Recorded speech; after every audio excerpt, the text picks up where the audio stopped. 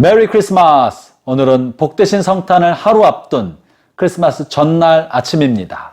12월 24일 그리스도가 오신 그날을 기념하는 전날, 그리스도의 오심의 기쁜 소식이 여러분과 온 세상에 가득하기를 바랍니다. 오늘 우리를 위하여 오신, 온 인류를 위해 오신 가장 큰 선물, 가장 복된 날, 성탄절 앞둔 날, 여러분 안에 그리스도의 오심으로 인해 받은 은혜와 축복이 가득하기를 축원합니다. 오늘 주신 말씀은 골로새서 1장 15절부터 23절까지의 말씀인데요. 이 본문의 말씀은 그리스도 찬가입니다. 그리스도가 어떤 분인지 그분을 대한 찬송과 고백이 본문에 가득 차 있는데요. 15절부터 23절의 말씀을 한 절 한 절 강해하면서 묵상하면 너무 좋겠습니다. 성탄절을 앞둔 이날 가장 좋은 말씀 같아요. 예수님이 어떤 분이신지, 왜 이 땅에 오셨는지, 무엇을 위해 오셨는지, 그리스도 우리를 위해서 무슨 일을 해주셨는지, 여러분 꼭 본문의 말씀을 더 깊게 묵상하고 이 말씀과 함께 오늘 하루를 살아가면서 내일 성탄절을 기쁨으로 준비하게 되었으면 좋겠습니다. 먼저 그 중에 그리스도가 어떤 분인지 앞에 15절부터 17절까지 소개하고 있는 내용을 한번 먼저 읽고 그리스도가 어떤 목적으로 오셨는지 오늘 말씀을 가지고 함께 나누고자 합니다.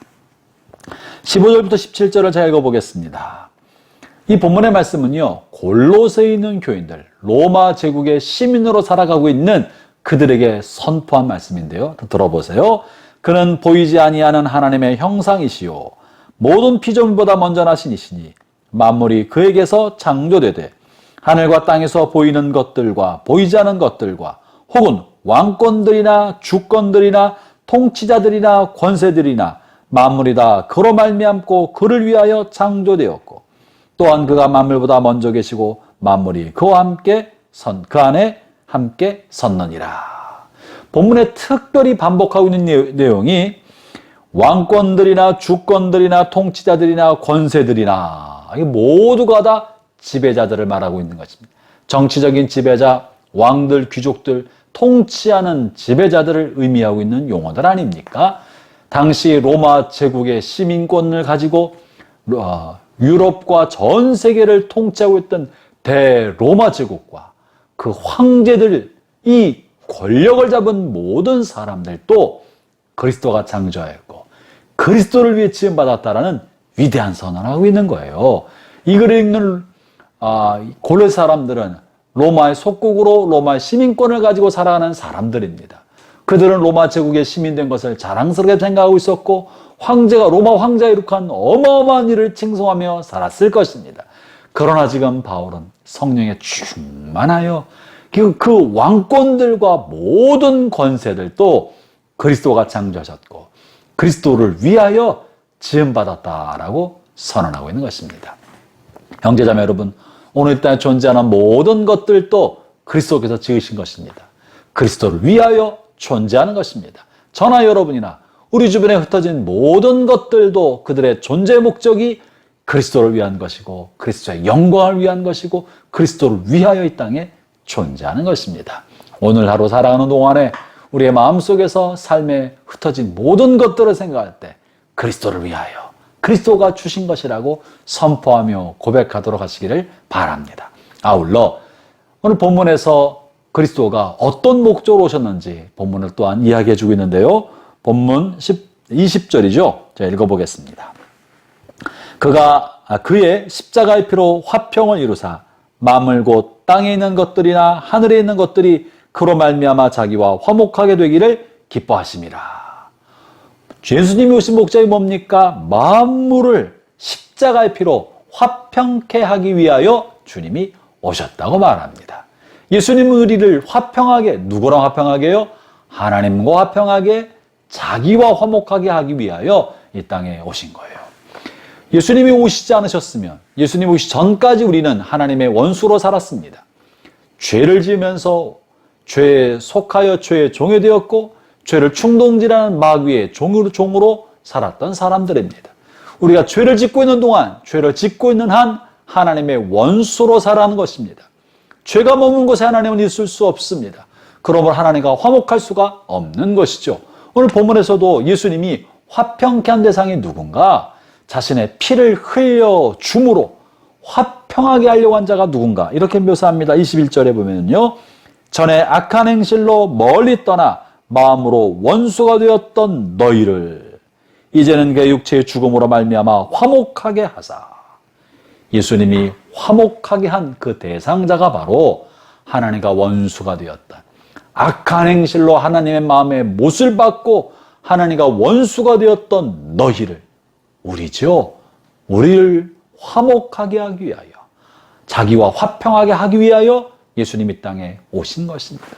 그분이 바로 우리가 섬기고 있는 예수님이고 그분이 바로 우리의 하나님이십니다. 우리에게서 아무것도 요구하지 않으셨어요. 예수님이 십자가 달려 돌아가실 때 아무것도 우리에게 요구하지 않으셨습니다. 명령하지 않으셨습니다. 대가를 요구하지 않으셨습니다. 그저 인자가 온 것은 자기의 목숨을 많은 사람을 위한 대속제물로 주기 위함이다 라고 말씀을 남기고 말없이 십자가를 지셨습니다. 아무도 원망하지 않고 아무도 미워하지 않고 그저 자신의 생명을 내어주심으로 화평하게 하는, 화목하게 하는 길을 활짝 열어놓으신 것입니다. 사랑하는 형제자매 여러분, 우리는 이런 예수님을 구세주로 믿는 사람들이고 이런 예수님의 제자가 되었고 종된 사람들입니다. 십자가의 길은 어떤 길입니까? 예수님 우리에게 보여준 것처럼 화평케 하기 위하여 자신을 내어주는 것입니다. 우리는 악한 행실로 하나님과 원수가 되었을 때 주님께서는 아무 말도 조건도 없이 자기 생명을 주심으로 우리가 하나님과 화목하게 할 수 있도록 그 길을 열어주셨습니다. 강제로 화목하게 하도록 요구하지도 않으셨고 열어주신 것입니다. 그러므로 이 땅에 살아가는 동안에 우리를 또한 화목케 하는 사람으로 보내셨습니다. 형제자매 자매 여러분, 모든 화평, 화목의 뿌리와 근본은 하나님과의 화목입니다. 하나님과 화평케 될 때 화목이 이루어집니다. 세계의 평화는 인간관계의 계약과 인간관계 안에서 평화협정을 통해 이루어지는 것이 아닙니다. 인류 정치사에서 맺었던 평화협정이 깨어진 것이 한두 번입니까? 평화협정이라는 것도 정치적인 목적으로 잠시 이용했다가 또 다른 정치적 목적으로 쉽게 깨뜨릴 수 있는 것이 인간의 조약입니다. 참다운 화목과 화평, 평화는 오직 평화의 왕이신 그리스도를 통하여만 이루어집니다. 그러므로 우리는 평화의 왕으로 오신 그리스도를 통하여 이 땅에 화평이 이루어지도록 기도해야 하고 우리가 이 화평의 사자로 쓰임받아야 할 것입니다. 복되신 예수님, 평화의 왕 되고 화평의 왕으로 오신 주님, 그 주님을 주인으로 삼고 살아가는 저와 우리 모든 성도들은 우리의 삶의 자리에서 원수가 되었던 사람들에게 화평의 다리를 놓아가기를 바랍니다. 그들이 돌이키지 않았어도 그들의 악한 행실로 말미암아 우리가 고통을 겪었어도 우리는 화평케 하는 다리를 놓아갑시다. 그것이 그리스도를 주인으로 삼고 살아가는 그리스도인의 삶의 모습일 것입니다. 그것이 복음입니다. 오늘 이 복된 은총이 여러분의 삶 구석구석에 함께하기를 축원합니다. 기도하겠습니다. 하나님 아버지 감사합니다. 예수님이 우리를 화평케 하기 위하여 화평의 제물로 이 땅에 오시었습니다.